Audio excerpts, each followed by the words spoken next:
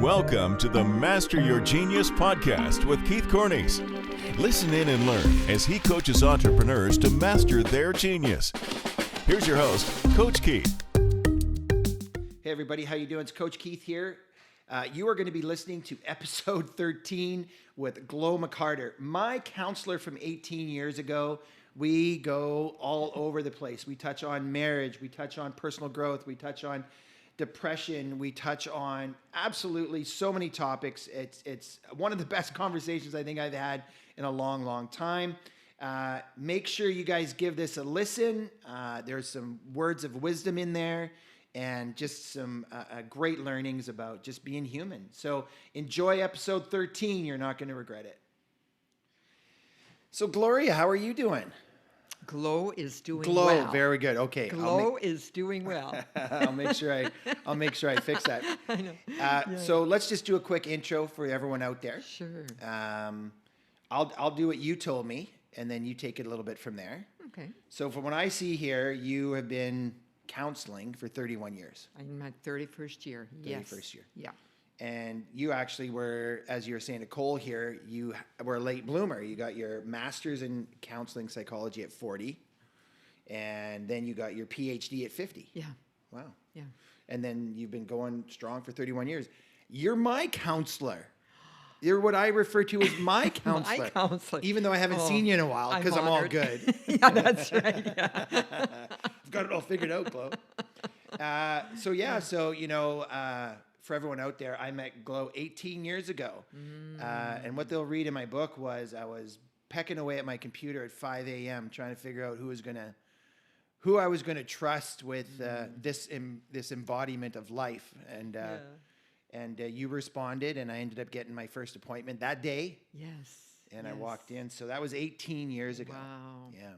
Years have gone by. So that was the beginning of my journey. You were there. We'll talk about that, which is great. But also... So what else do you do that people should know about you?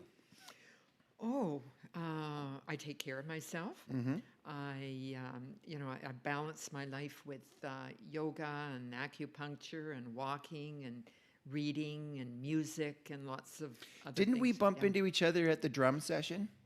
At the drum session. Remember the drums or the? Oh no, it was a sound bath. Yeah, it was the sound bath. Yeah. Yeah, so we bumped into each other there, right? Yes. Yeah. Yeah. Those are the kinds of things that you've been doing. That I do as well, and doing some blogging and. What else? Speaking. Family, well, speaking. we were at the same event. Exactly. The Live Your Best Life seminar where you were speaking. That was a couple of years ago now. Yeah, you were speaking on wisdom, correct? Yes. Yeah, I want to come back to that. The joy. So we'll come back I think to it was that. what was it? The joy of wisdom. The joy of wisdom. At that time, yeah. So let's just bite the head off the snake here. So when I hired you, you were Gloria. Yes. And now you're Glo. And when we were at the Live Your Best Life seminar, you asked me if I noticed a difference. You said, do I seem different to you? So what do you think is the difference? What happened for you that you went from Gloria to Glo or what's going on? Fill me in.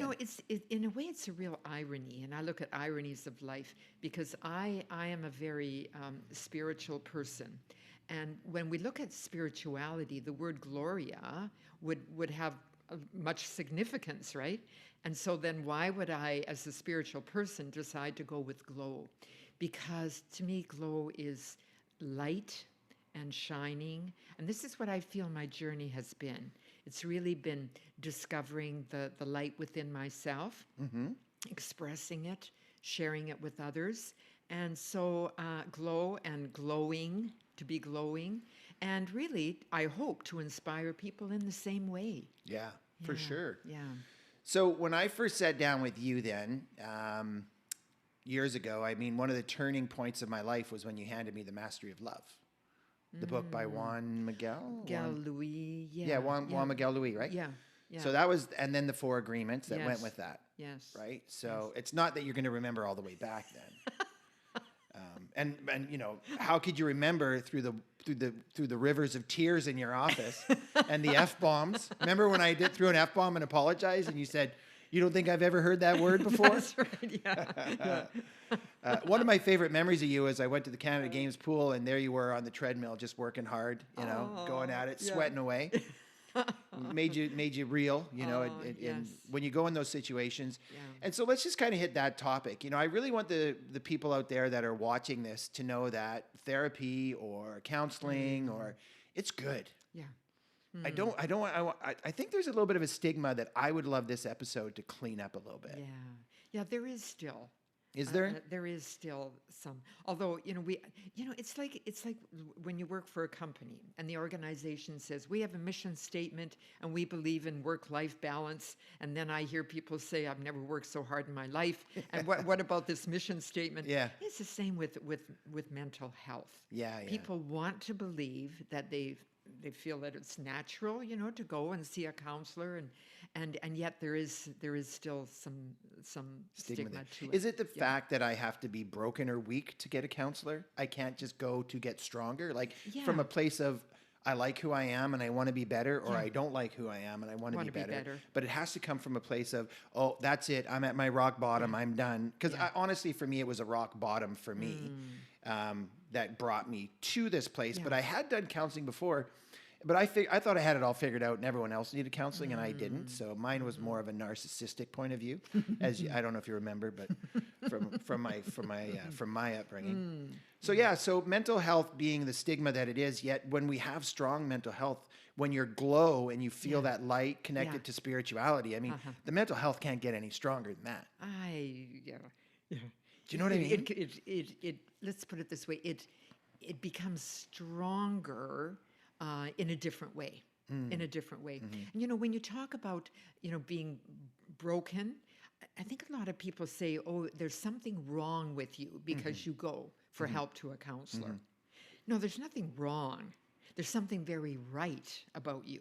This is the power of language as well. I believe so. There's something 100%. very brave about you. Yeah. There's something very courageous about you that you would know, for instance, that you're sad, or there's a challenge ahead of you, and you really know that you can benefit from the help of another person. That takes a lot of courage. It's so crazy, if an athlete wants to become great, they hire coaches and help, and they get therapists, counselors, philosophers, whatever, and then gymnasts, and then this point in where we got to go, the biggest game of all is life. Yes. And we got to do this on our own. Yeah. And we got to figure this out on our own. And there's this place in which, wisdom, which I see as, knowledge being put into action, which creates an experience. Lots of experiences create wisdom. Yeah. Right. And then the spirituality part, which I found too. I've become very spiritual. Yeah. A closet spiritualist, I guess you could say. I'm not at the point where I'm okay to talk about it. So let me listen up there. And it depends how one defines it too, right? Well, I had a hard time with that. Yeah.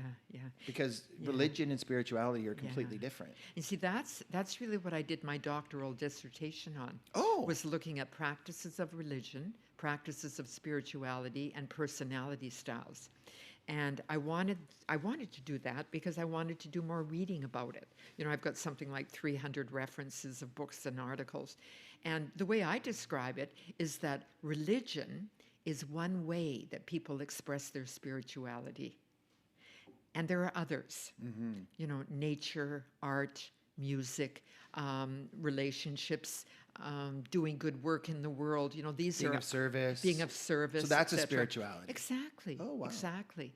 So meaning and purpose is a way of describing it as well, So, and it's all very connected with psychology, because when you look at, now I don't know my Greek or Latin, I'm not sure which it is, but if you look at the word psyche, psyche means soul. So this is psychology and soul, and then the word for breath, life, spiritus. So it's all very connected. Yeah. Yeah.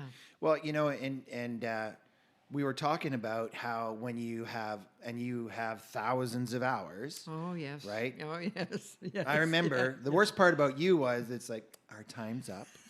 I'm like, what? I'm in the middle of I'm crying here. You can't cut me off. This is unfair.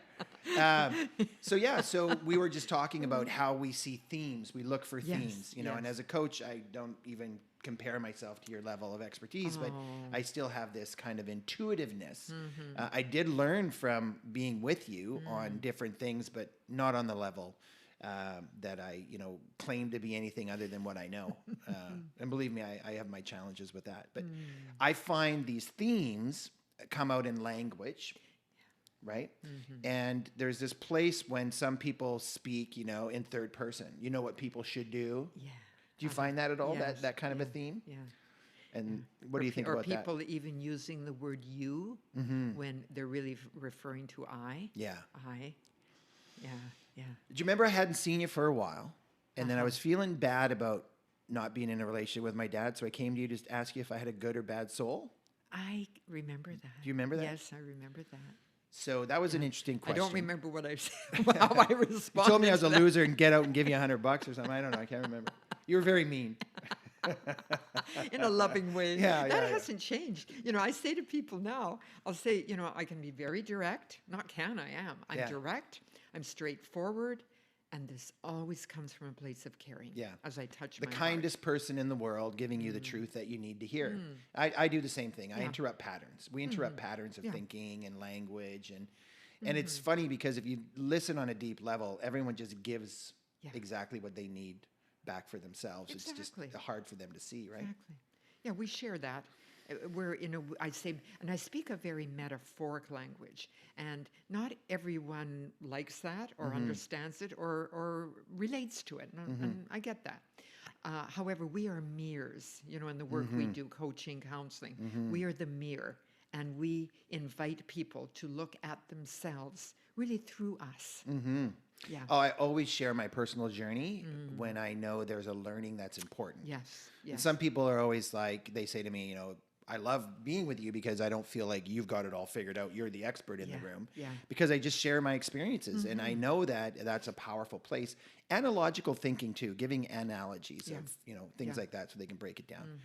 So, when we look at the differences, we talked a little bit about the mental health, right? And we talked about that stigma. And I think this is going to be a great one where people can see that you and I have a great relationship. And I've referred you lots of people over the years. Yes. Because I'm limited on my scope of work, right? So I know that, it gets to a point and I'm like, give her a call. And we have, I know there's a client out there who's listening to this and loving it. I'm not going to say her name out of confidentiality. Yeah, right. Nobody needs to know that she's seeing you too. Because she's messed up as well, right? I have to say that the best experience I had from that overall experience was the journey of learning about the domestication of my mind. How I became who I was, and then getting that mirror back, right? Yes. And your line is in my book. You're in my book, by the way. Oh, I'm honored. Yeah, good. I'm honored. It's not good, but you'll enjoy it. just don't get your lawyers after me. The first one of the first lines in the book is, "What are you going to do in your third marriage, Keith?" Is that the directness that you were talking about? With kind heart? That's right. And I was like, I guess I might be part of the problem here, hey? So that was interesting. I also mentioned in the book how, and this is important for people to know, when you go to search for a counselor, not everyone's a fit, No, right? Would you agree with that? I agree. You want to speak to that a little bit? Well, the word trust comes up. Trust, because it's about the knowledge and the experience. Yes, that's a big part of it. However, there's just I am so big on energy. Energy. How it feels. Yeah, how it feels. There's the energy that comes from that. Yeah. I was in 9 years of very intense therapy myself, and there were times that I went, I don't know about this. And the time that I was about to back out of it was the time that I needed to lean in. Needed to do the deepest work. However, what helped me is I trusted my therapist. And how do people pick that up? I'm not even too sure. Well, I want everyone to know that's okay to feel the energy.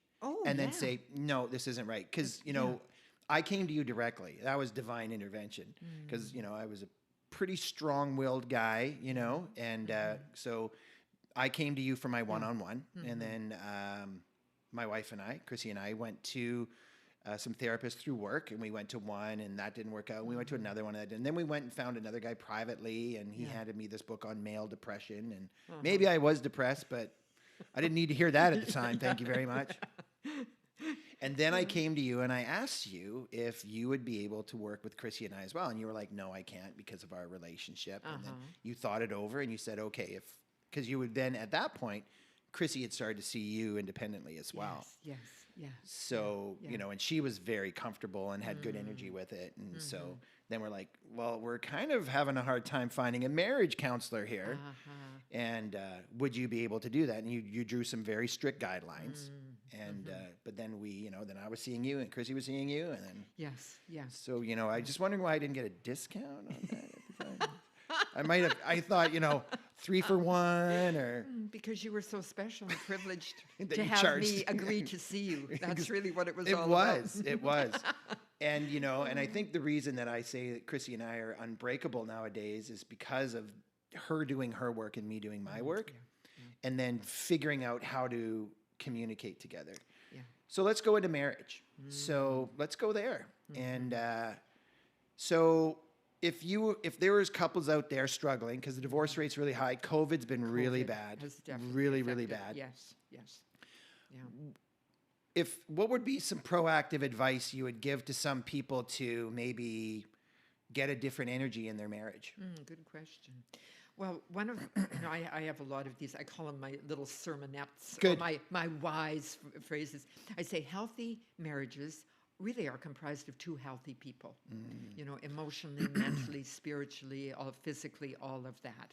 So it's like two people, each person taking responsibility and saying, okay, how am I taking care of myself, and how healthy am I? The other, Keith, I hear people use the word communication and say, oh, I know we have a communication problem. And often right away, they think it's the way we're speaking to each other. That's a big part of it. The other part, equally important, and sometimes even more so, is listening. Oh, I think that is communicating, right? Is listening. Exactly. Listening, and really hearing what the other Not person... waiting for your turn to talk. Right? Yeah, right. Take some notes, repeat back. Yeah. This is what I'm hearing. And a lot of the times when I get my clients to repeat back to me, what are you hearing? I find out they're not hearing the message that we want to go across, right? Like it's going through their perception of how they see things. Exactly. And if you're already in a bad relationship, anything someone says is going through that perception. So how do we clean that lens to be open to seeing things differently, I think is difficult question. Well, it touches on what you had said earlier, is helping people to understand what's going on for them.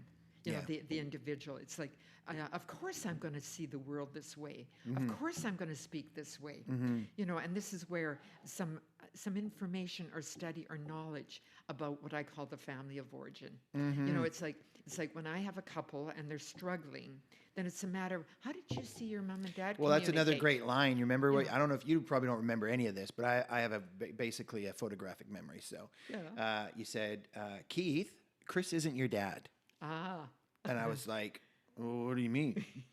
Well, right, I was responding to her because judgment is my nemesis. If I feel judged, it's really harsh with me because I really want to be loved and wanted by everybody. Yes. So when she was just opinionating or just having her opinion, I felt judged. So I was seeing it through, you make me feel instead of I feel. Yes. Right, which is a big shift and change. Yeah. So, that is important, the family of origin. So continue on. I just wanted to bring that in. Well, there again, having some understanding. So we're talking primarily like with couples and to, how did your parents do relationship? And how did you see them speak with each other? And what was their line of communication or whatever? Exactly. And how did they demonstrate affection towards each other? That kind of Well, thing. Chrissy's mom and dad were very quiet and beautiful, lovely people. And my dad used to just yell extremities and tell everyone how stupid they were. Exactly. So that's how I communicated. Yeah. And Chrissy just sat there silently. What a perfect relationship, right? Yeah. So it's just interesting. I think the family dynamics part is huge as well, because that's part of the domestication of who we become. And that's why we're not broken, right? We're just kind of, what I like to say is we're programmed. And when we become aware of that, we can reprogram. Exactly. I use the word normalizing. Well, let's normalize this situation. I mean, it's not wrong. Of course you're going to think normalize this way. it. Of course you're going to, so, yeah. That's the way you see the world. And I find that more encouraging and more respectful. Yeah. So what I do when I'm working with couples is I get them to do a life wheel each so that they know where they are in their life, and the other person can then see where they are in the life. So they can see they're both struggling. They're both at 2s and 3s out of 10 or whatever. Yeah. And then I have the circles intertwine so that it's like wedding rings crossing over. Yes. And I say, when you're happy doing your life and you're happy doing your life, Yeah. what's the juice in the middle? Like, what's that part called? And then I kind of get them to identify that with his word and her word. And now they have a common vision to shoot for. Yeah. Something like harmonic peace or harmonic respect or loving kindness, whatever they come up with. So as they're going through the growth pattern and they start to push each other in the wrong direction or behave, you know, in a different way, they could say, is this going to lead us to that loving kindness? Is that going to lead us to that? So they have a way to stop, notice, start over, refocus, go in that direction, especially if they both want it. Yeah. Do you find that when you're working with couples and you know, what are some common, well, no, I guess that would be too common to ask, but what are some themes that you see nowadays? And not with COVID, but just being 2021, the way the world is, you know, the role reversal, women are earners, men have to be nurturers, you know, there's this kind of new learning of how to be. Yes. Do you see some common themes there that are troubling? Well, the roles is a big part of it. I mean, and we know, for instance, that I say the gender differences is, you know, the female wants to just talk and, you know, and connect that way. And the male often will be, well, if you're going to talk about this, there must be something about it you want to change, make different, improve, and let me tell you how to do it. Yeah. You know, I heard a great line from someone that's working in sales. Do you want me to what did he say? He said, do you want me to coddle you right now, or do you want to find a solution? Yeah. And I thought, well, that's a great question to say to your wife. Yeah. Do you want me to listen right now, or do you want me to Yeah. find a solution? Yeah. And the truth is, they just want you to listen because everyone's brilliant. I believe everyone has a genius, and you're in Master Your Genius podcast right now. Yes. And so telling is yelling. So anytime someone is giving someone advice and telling them what to do, they're automatically shutting down. I think that there's a shut-off switch that just says, you know, screw you, I know what I'm talking about here. I know what I'm thinking, right? So when you think you're healing and making better, you're actually separating and coming apart. That's what I found. And so, yeah, it's tough sometimes because if you do have a solution, you want to give it. But it goes back to that communication piece again. And then there's the other aspect, the responsibility of the partner who's listening to the person who believes, let's say the she is listening to the he, and the he's saying, I've got the solution. It's also the responsibility of the partner to practice what I call respectful assertiveness. Yes. It's like, I respect you. We're two human beings. We deserve to be respected. Right now, the way you're speaking to me is an invitation to me to remind you about what I need. Boundaries, right? Yeah, to remind you that what I need right now is for you to listen. Yeah. So communicate what your needs are. Exactly. Yeah. Exactly. That was huge for us. That was huge for us, and it's really powerful because Chrissy's like, I'm not done now. Now it's pretty blatant. You know, I don't need it. You know, it's awesome because I just kind of chuckle inside. Yes. One of the great lessons you taught me as well, which was really, really insightful, and maybe there's couples out there that are listening that could use this, was if you want your partner to be more assertive, or you want them to have that voice, because you know that's the problem. Because through counseling, we found that I was too assertive and she was not assertive enough. So, you know, to change that habit, you would ask me to make sure, like I had Olivia, my daughter, to coach or teach her in earshot of the person around what you want them to have. So I was teaching Olivia to have a voice, because in this world, women don't have voice. You need to have a voice, and make sure you speak up. I don't know what you want to eat. Tell me what you want to eat. So I thought that was really, really smart. It was kind of like this. I don't know what they call that in your line of work, but it worked really, really well. And, you know, something simple as finding your voice and using it. First of all, knowing that you have one. And this is where a lot of it has to do, there again, what I say about the healthy individual, to have that sense of self-worth. And there is also a difference, you know, if a couple is on their own, or if they have children, you know, that's another dynamic. And when you say, you know, what are the themes or the things, I mean, stress, of course, is a factor, and the economics is a factor. and Yeah, many finding, variables, right? Oh, So many yeah. variables. You Oh, can't yeah. boil it down to that person's bad, I don't like them. Because, I No. mean, in my book, I talk about creating the loaf of bread, and Yeah. baking is such a science, and there's all these different ingredients, and how long you need it, and how Yeah. long you bake it, and each loaf Uh-huh. is different. We need to understand people's variables. Yeah. I think that's really important in marriages is instead of taking it personally, which I used to do, I now understand their variables. She's been working long hours. She's tired, or she has, situations that's going on. And by doing that and working with my clients when they come in, I like to say that everyone has the same motherboard, which is a brain. And then they have the operating system that's been input by parenting, nature, nurture. And then they have software they choose to go in based on who they meet in the world, what they believe, what they want to their believe. environment. Yeah. Yeah. And that software could be interchanged, right? And you could change the operating system, and the operating system and the software work together. But the motherboard's the same, this brain, this survival mechanism where people are in threat or reward. Yeah. Yeah. And when someone sees their spouse as a threat, they can't do anything, right? And that was Chris isn't your dad, Ah. right? Yeah. So I've noticed a lot of that in that process. So we know why you're Glo, which I love. And, Thank you. Right? We got the philosophy of spirituality, which I love. And I really liked, my learning today is that I am of service, and that is a way to being spiritual. Exactly. Yeah.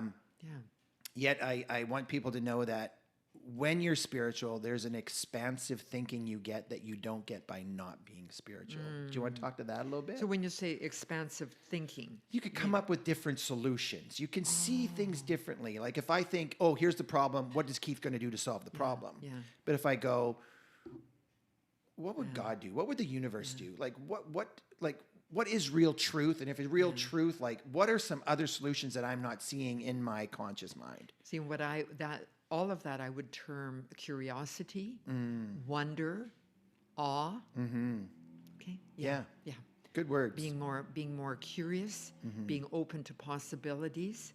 Vulnerable. And that's even after like going on 31 years, I sometimes I'm just in a state of awe when I hear somebody say, I hadn't thought about it that way. I hadn't looked at it that way. I hadn't considered. And often it's just that one, what I call a minor shift, and yet very much a major one. Well, right? it's huge because the way I see it is like a vase of water.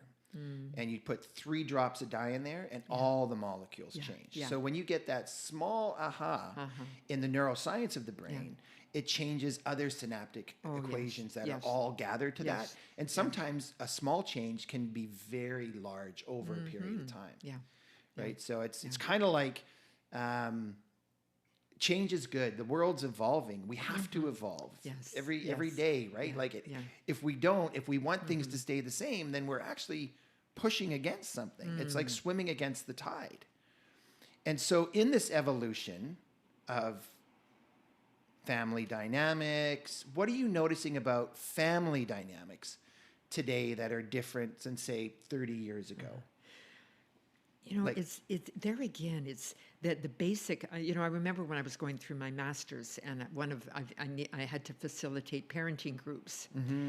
The principles back then are principles that can still be used now. Brilliant. I'll say to the family, "How are the family meetings going?" And they're going, "What do you mean by family? What's a family meeting?" Say, do you get together, at least once a week and talk about what everybody's doing? See, now Cole's over there and he's having twitches because we're triggering all the family meetings that Daddy used to call in the kitchen, and they hated them. And I promised him it would be a half-hour one, not an hour one. Right, yeah. But family to acknowledge each other. And then also to instill responsibility. Who's doing what? And accountability, that kind of thing. And an equal respect. I find, so for me, I would say to be a great parent, right? You give respect to the children and not expect it back, earn the respect from the children back. It's the whole thing about respect and hierarchy, because I had that problem. Right, I had a hierarchical problem. I'm the man. Do this. Right, I grew up. How did that happen? And I changed and shifted that. And also as a parent, I wanted my children to feel respected, and then then we can have this kind of equal playing ground. And that's a dangerous one to travel as well, right? Because now I'm the friend and not the parent, right? Yeah. But it works in the long run. You know, it works in the long run. In the short term, it's a hell of a lot of work. Family meetings are a lot of work. It's better to say, because I said so, instead of let's figure this out. Exactly. Yeah. You bring up there again the saying about, you know, do I fish for you or do I teach you how to fish? You know, that metaphor. And often it is, and especially in this day and age where there's so much pressure. Oh, it's much better if I just do this. You know, I'll you know, to the child, I'll put your boots on, or I'll do that for you. No, you take a deep breath and you show them how to do it, and then they'll show you how they do it. It takes time. It takes patience. It does. And the key to that is scheduling the time. So you have the patience. Exactly. That's the secret. Yeah. Even in business and entrepreneurs that I coach, right? It's like, if you want to have these things in your week, then you need to schedule it. You can't wait for it to happen. And life too, you know, is interesting. A client, I get so many great learnings from my clients. Oh, yes. Don't you? Oh, yes. Isn't it awesome? And he said to me, you know, Keith, I said, what is life about to you? He said, life is about creating experiences. And I said, tell me more about that. You know, he's like, well, you know, you can wait for things to happen, or you can create them to happen.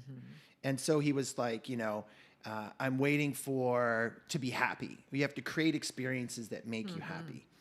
And so people get lost. They start managing their lives. I say, don't manage your life, lead it. Put things in place that you want, like book a counselor. That's leading your life. It's leading your health.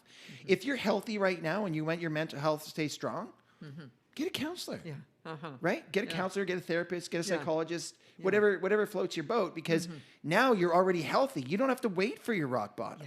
Like, don't wait for things to get bad. Build. I mean, I came late. Like, I came second marriage, almost third marriage, young family, almost blowing that up, you know, and sitting down and having to have my patterns interrupted, which was life-changing. I remember I sent you a message one Christmas thanking you. Do you remember that? I imagine you don't get a lot of that in your biz. Well, how can I put this?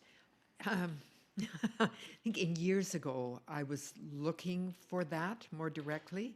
Now I get it in a way that's different again. And what is you that? know, the acknowledgement. Well, when people say, somebody said to me once, how do you stay in business? Because if you're helping people and they move on, you know, then you don't. And I say, well, no, they people keep coming. That's the thing.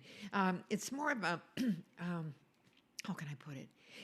It's an ongoing process. At the end of each session, I say, what has happened for you here today? How would you describe the experience you had here today? What was your takeaway? Yeah. And you get the win out of that. And what will you be taking out into your world? What are you going to do? Exactly. Where does the rubber hit the road? So it's more of an ongoing kind of experience for me as well, right? So let's talk about, so I struggle with that, right? Because everyone wants to be seen, loved, heard, and respected, right? And so I need to get that for myself. Is it possible to get it solely by yourself, or do we need to be in community, and do we need to be seen, heard, loved, and respected by our community? Or can we actually get it for ourselves enough to fill our cup? I'm not sure that one, you know, that there's one or the other. It's both. It's both.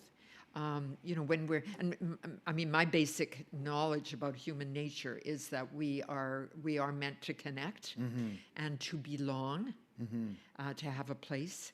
So we do need to be in community for that to happen. Well, you know, and that's so important because I volunteer for people that are in 12-step programs, recovery programs.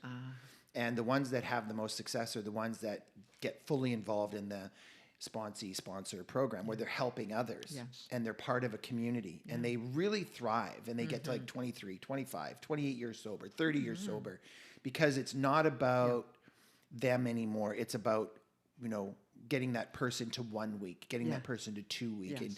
And you know, it's been a really great, that's been a really great journey to watch people, you know, I had this one young lad, he, you know, I was talking about how we all have good souls. We're all good people. And sometimes, you know, our programming or our, what you were saying is our family dynamics have us living a life that's different.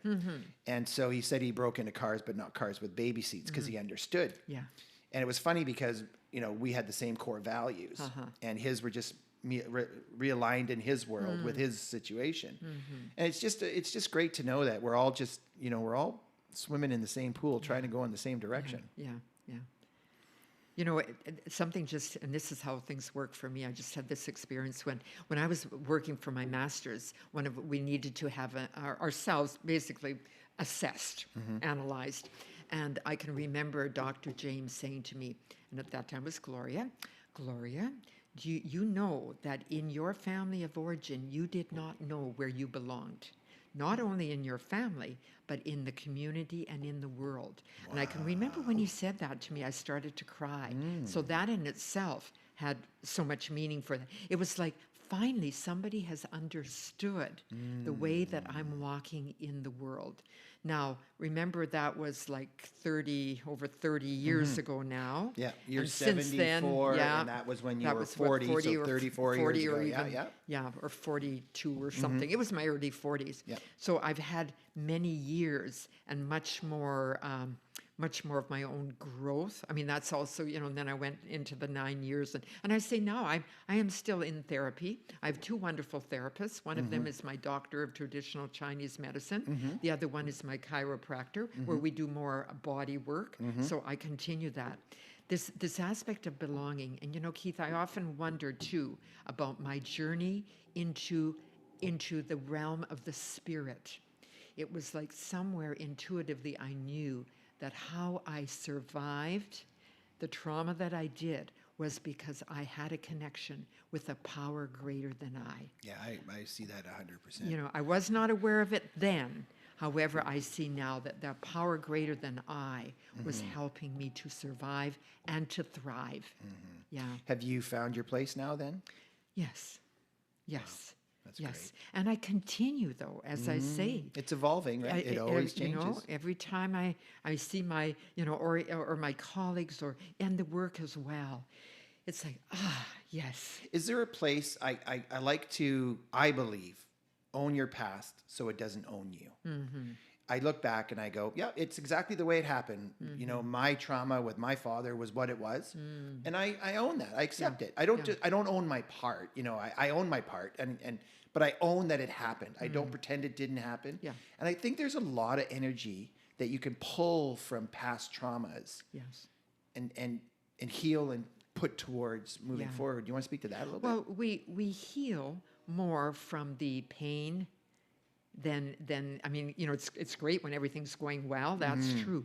However, the experiences that have created the greatest pain, and you might have heard me because I still use this. I say that healing hurts more than the initial. And the story I use is, when you're a kid and you fall off your bike and you scrape, and mom or dad come, we got to clean that up or you'll get infection.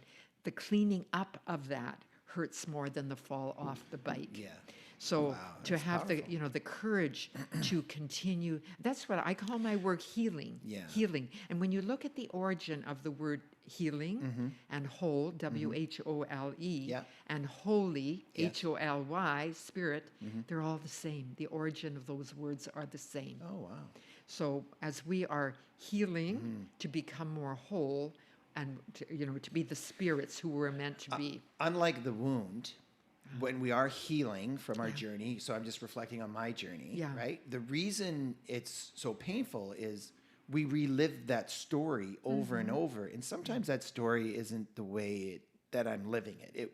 It's the way I felt. And, as a young child, you see the world quite simply.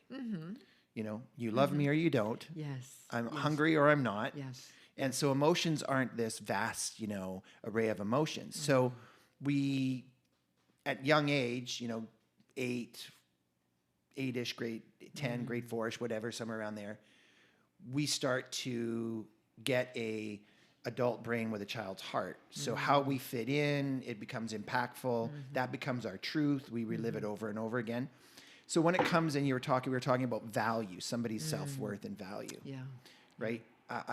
I do this thing with my clients, which is like, how did you need to be to get your father's, same sex, so boy to man and girl to mom? How did you need to behave or be to get your mom's attention or your mom's love? And it's like, well, I needed to behave and I needed to do my chores. And so it's like they go on, and this one client said to me, this guy likes me and I haven't even cooked or slept with him yet.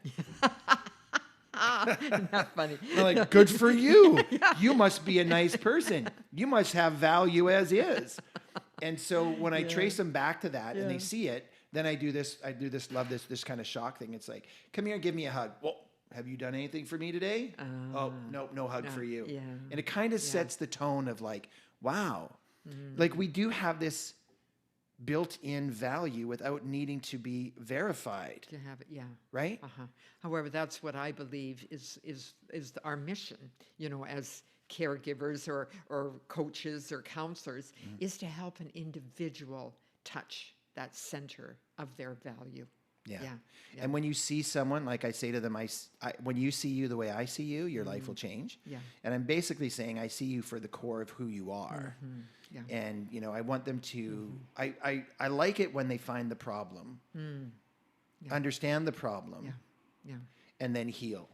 The term that I use around understanding is the more a person feels understood, the more he or she is willing to change.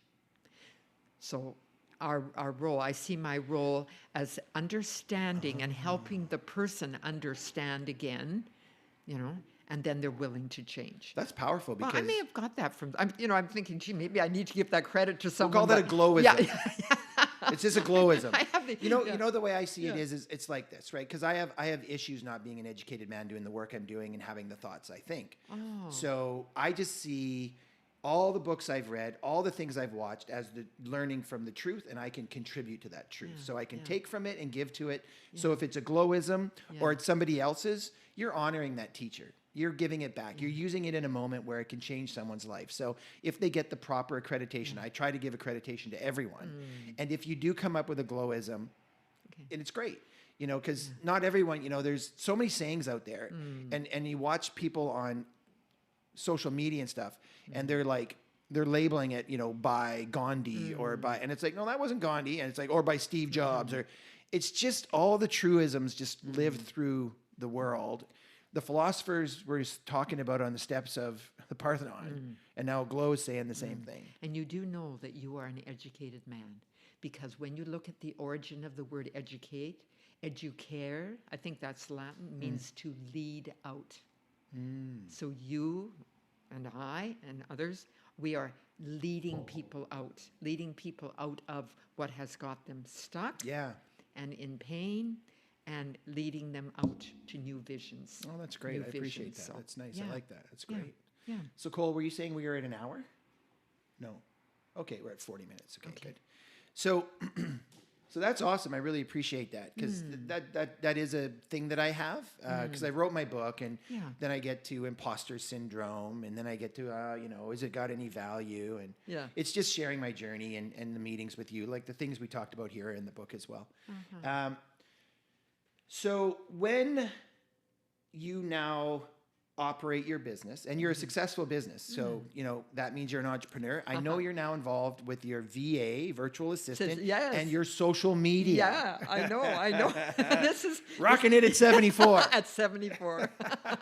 Here we go. I love that, right? I love that, because that just shows the courage to be, the courage to change, right? To step into technology.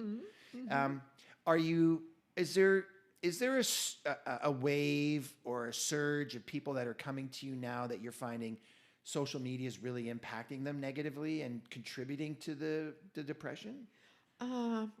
Or something else? Or that's a big question. It is a big question. Yeah, I'm not sure if it's social media per se that's having an effect. I just believe it's the world, the world that we live in. It's different. It's different. It's different. First of all, I'm sure you've heard this. I mean, the number of people we talk to in a day. Our grandparents would have been a year or something for them to talk to that same number of people. So, it's more pressure and the stress of just making it. making it. I find that the individual's having such a hard time, and that my thing is don't believe everything you think to be true.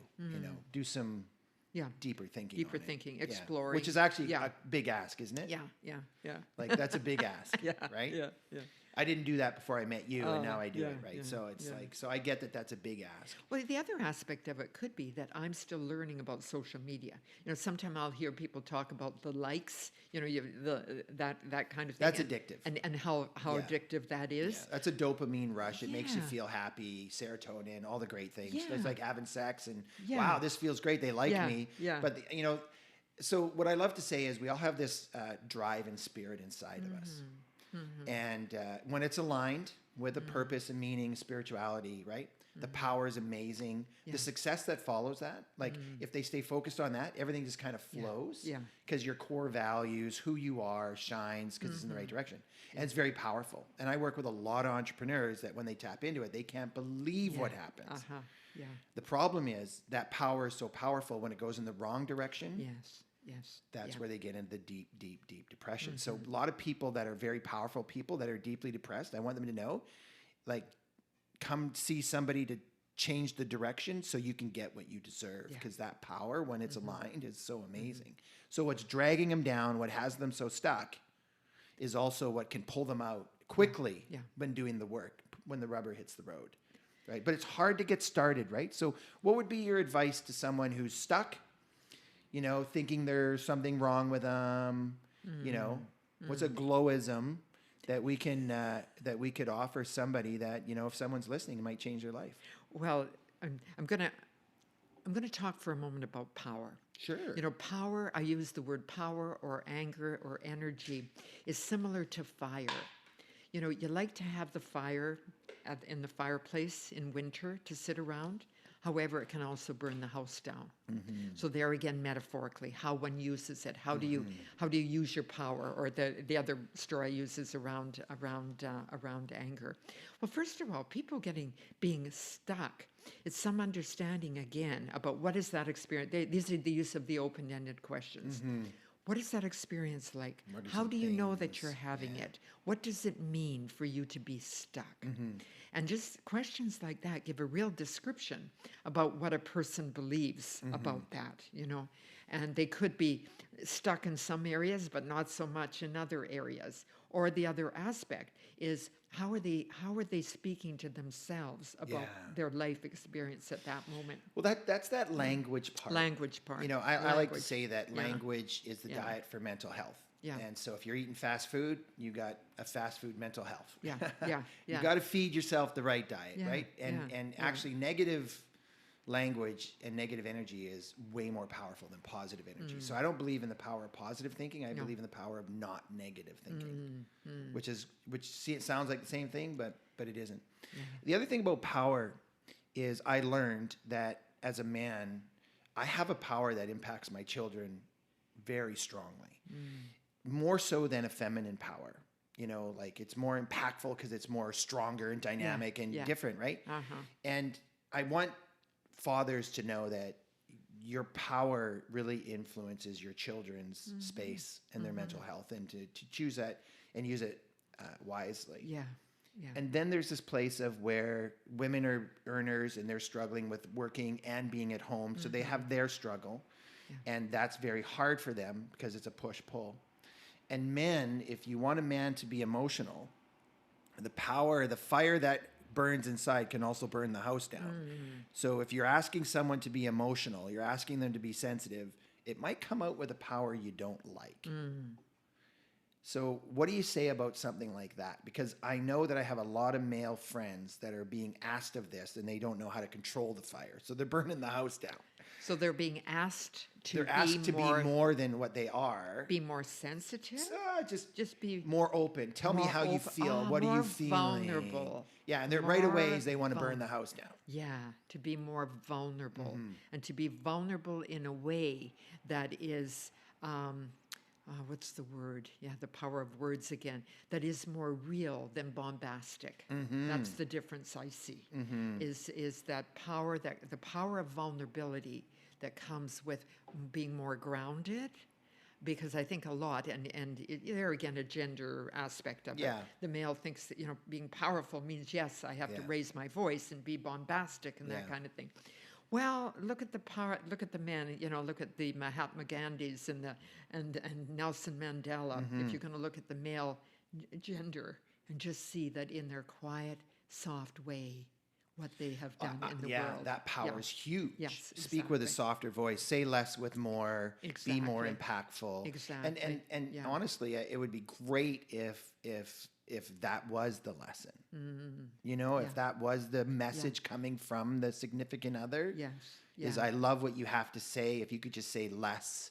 You could say, more with less power, like more with less fire, or like you said, more real talk, right? Well, it is the responsibility of the partner to say, I need to hear it this way. Okay? Yeah, draw a boundary, right? I need to hear it this way.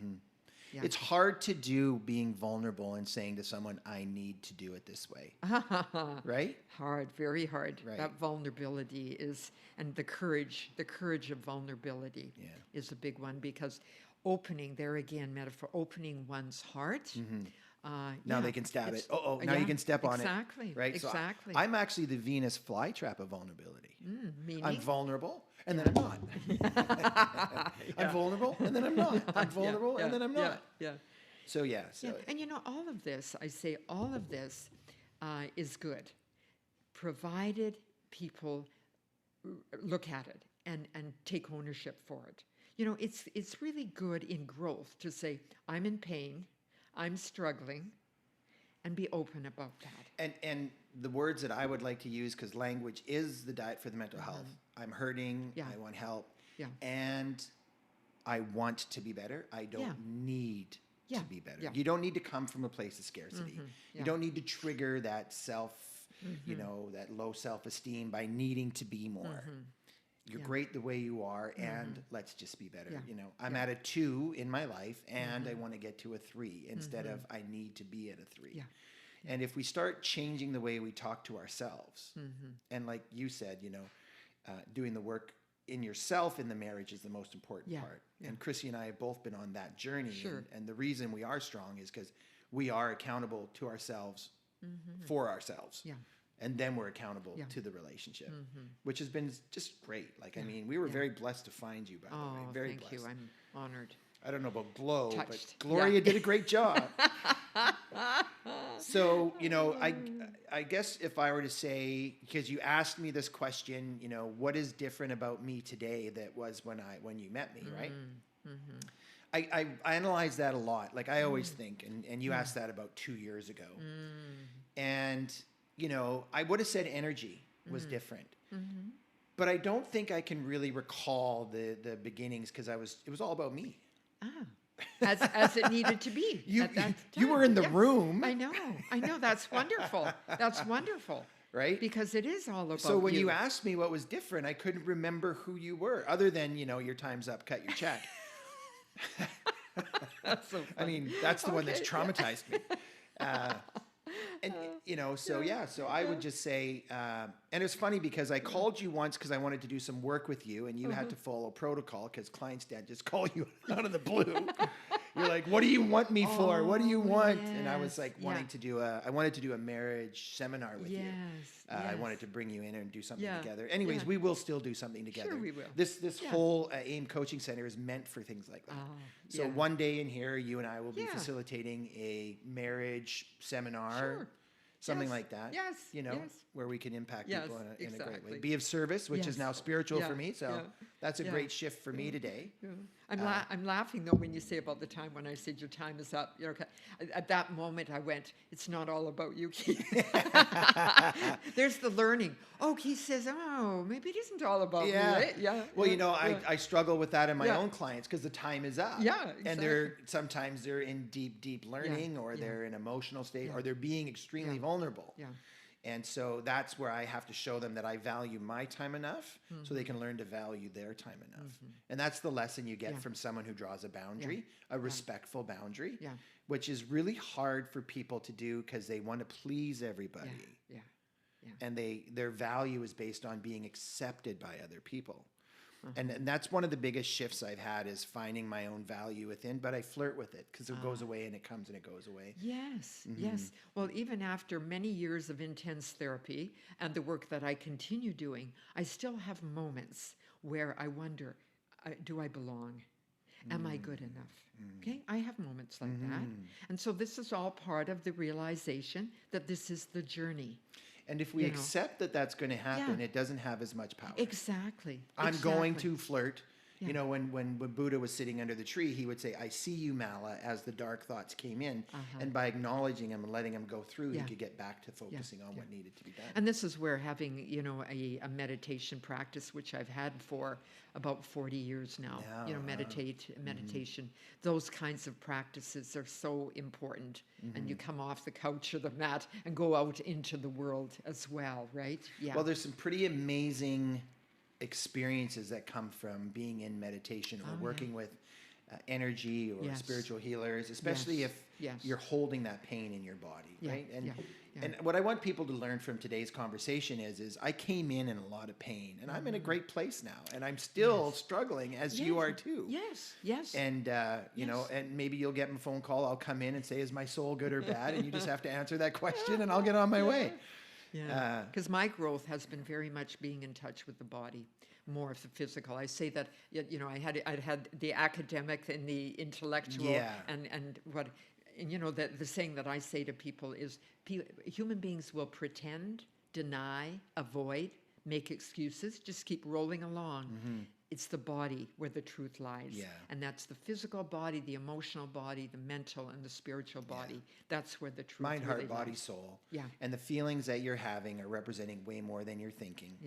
And the feelings that you're having are letting you know what your thoughts and emotions are. And if you look into your thoughts and emotions, you'll understand that how you're seeing things may not be the way they are. And if you change the way you look at things, the things you can look at change. And if you don't like the results in your life, you got to reverse engineer it, and you got to find out where you want to fix it. I'm looking forward to reading your book. Yeah, it's going to be good. Going to be It's going to be good. You know, I'm struggling. I have my bouts. Like, I'm not sending it. I'm going to put it out. It's done. We're working on the cover, but it's great. So. Well, I've been planning a book, and now I realize the reason why I've been stuck with that is because if I were to write a book, it would probably be more intellectual. And what I want to do is I now want to write poetry. You ask me what I'm doing? I'm writing poetry now. Really brilliant. Well, you can get, that is just so good because people will read it and get what they need to get from it, right? And that's what I love about analogical thinking. When you give analogies like you just did about some of the, you said metaphorically, some of your metaphors, it allows people to see it in a different light. And you take this deep, dark thing that feels so horrible and, you know, you turn it into a rusty wagon that just needs to be cleaned up a little bit. There we go. Another metaphor. Wonderful. Wonderful. Well, thank you so much. Yeah. Oh, this has been wonderful. It's been a great fun. This is great fun. Thank you so much. So my takeaway is being, the education, which is educated, leading out, which was very powerful.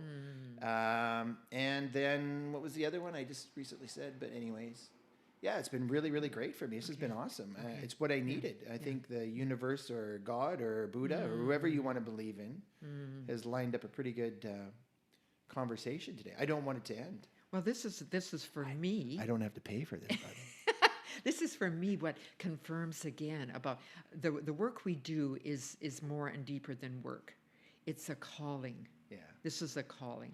I was trying to say to Cole the other day, I don't even know why I'm so driven to do this, but I have to. Yeah, exactly. Right? And I was a realtor for 25 years, you know, and I had a construction company before that. And I ended up here in my third life change, which people should understand is completely possible. So follow a path. Yeah. You know, you taking your MA at 40 and then at 50 taking your Ph.D.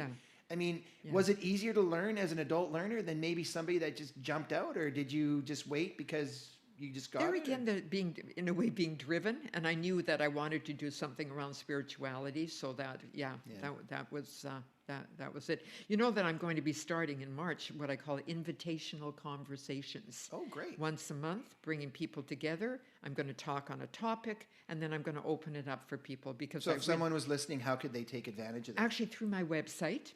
Okay, www.thewisdomofworth, WORTH.com. And they can register there. Okay. Invitational conversations. We'll be together for an hour. And my first one, I'm going to talk about connection because I feel, with COVID, how do we connect, and how do we connect generally? So that I'm opening up more for conversation, right? Well, that's great. Letting people. So have you started the poetry book? I'm starting. I'm writing every day. I'm writing some poetry. Yes. Excellent. Yes. Well, there's a group called the Self-Publishing Agency, TSPA. And Megan works there. She's an amazing young lady, and they walk you through the process. They get your VPN number for Amazon, and they do the cover, and they set you up. Is that how you did it? Yeah. We'll have to talk about that. Yeah. So I'll have to do that. Well, thank you so much. Oh, thank you. It was Keith. wonderful. Great. Seeing you. Thank you. And for everyone out there, if just the takeaway is your mental health is yours. Make sure if you're feeling great, go make it better. That's right. And if you aren't, you're not broken. Yeah, that's right. Find someone awesome like Glo today, and or hire a coach or whatever you need to do to get your help. Yeah. And getting help is good, and helping others is really good. Yeah. So you're not broken. You are healing to a healthy place. Yeah. Healing to a healthy place. Yeah. Yeah. So guys, thanks so much, and Glo, thank you. Thank you, Keith. Thank you for watching this episode of Master Your Genius. If you haven't already, please hit the subscribe button. See you next time.